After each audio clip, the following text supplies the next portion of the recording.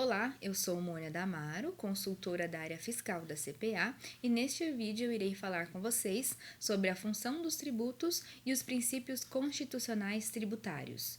Começando pela função dos tributos, ela se divide em três: função fiscal, que tem o objetivo exclusivo de arrecadar recursos aos cofres públicos; função extrafiscal, que não tem o objetivo de arrecadar recursos, e sim de regulamentar a economia. Então, se os governantes querem que nós compremos mais de dentro do país, compremos mais mercadorias de dentro do país, eles aumentam a alíquota do imposto de importação. E também temos a função parafiscal, que ela não visa arrecadar recursos para o Estado, e sim para entidades que trabalham para o Estado, como, por exemplo, o Senai, o SESC, o SENAC também.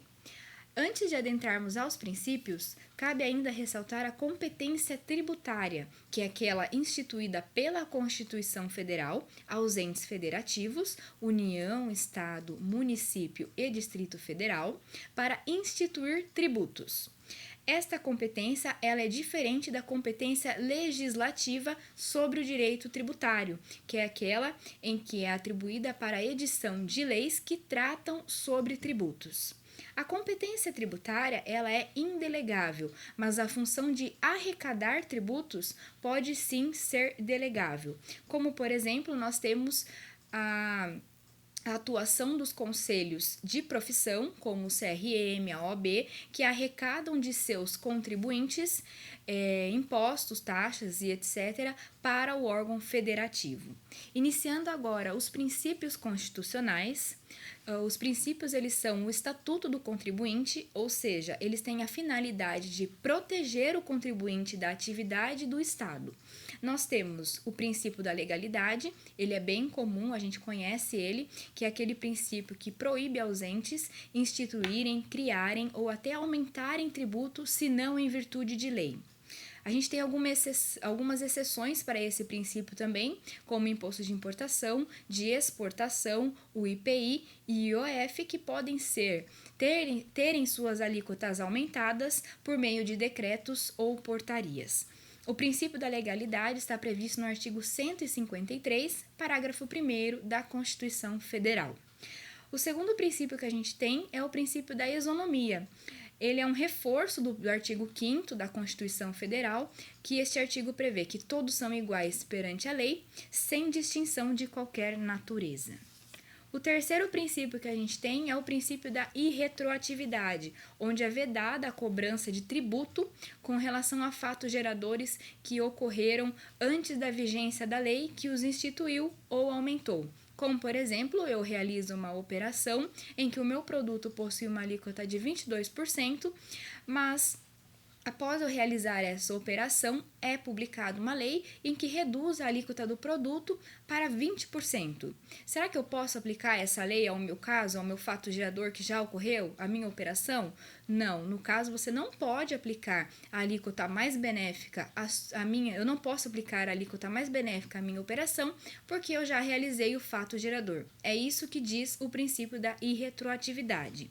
Nós temos também o princípio da capacidade contributiva, onde os tributos devem ser graduados de acordo com a capacidade financeira dos contribuintes.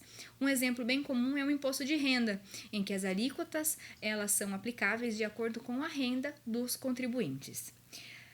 Outro princípio que a gente tem também é o princípio da não cumulatividade. Ele é bem comum no regulamento do ICMS com relação ao crédito, onde compensa-se o débito da saída com o crédito da entrada. Na legislação do ICMS, ele está previsto no artigo 59. Outro princípio que a gente tem é o princípio da anterioridade, geral ou do exercício financeiro. A gente pode conhecer ele por esses dois nomes. Ele é diferente do princípio da irretroatividade, que trata da vigência da lei. Este princípio ele trata da publicação da lei. Então, a lei ela não pode ser instituída não pode haver a cobrança do tributo no mesmo ano em que a lei foi instituída. A gente tem algumas exceções para esse princípio, que é o imposto de importação, de exportação, o IPI, a CID e o ICMS combustíveis, onde se a lei é publicada hoje, ela começa a valer hoje. E por que isso acontece? Porque são tributos, como a gente viu no começo, com funções extrafiscais, ou seja, com o objetivo de regulamentar o mercado. Então, se eles forem começar a valer depois, não vai surtir o efeito desejado. Por fim, nós temos o princípio da anterioridade nonagesimal ou noventena. Ele é instituído pela Emenda Constitucional 42 de 2003. Ele prevê um prazo mínimo de 90 dias para a cobrança do tributo, instituído ou aumentado. É para aqueles casos dos tributos que são instituídos no final do ano, como novembro, dezembro. Então, eles têm que respeitar no mínimo 90 dias para começar a valer. A gente tem um exemplo do IPVA, né? Geralmente ele é instituído no final do ano e começa a valer somente no outro ano, respeitando o princípio da noventena e também da anterioridade. Vale lembrar que o princípio da anterioridade, o geral e do exercício financeiro, o princípio da anterioridade nonagesimal e também o princípio da irretroatividade, eles são amparados pelo princípio da não surpresa, ou seja, buscam esse princípio, na verdade, ele busca uma segurança jurídica ao contribuinte, ou seja, você tem que ter um tempo para se adaptar à situação que irá ocorrer, para não ser pego realmente de surpresa. Este foi o vídeo de hoje, obrigada e até o próximo vídeo.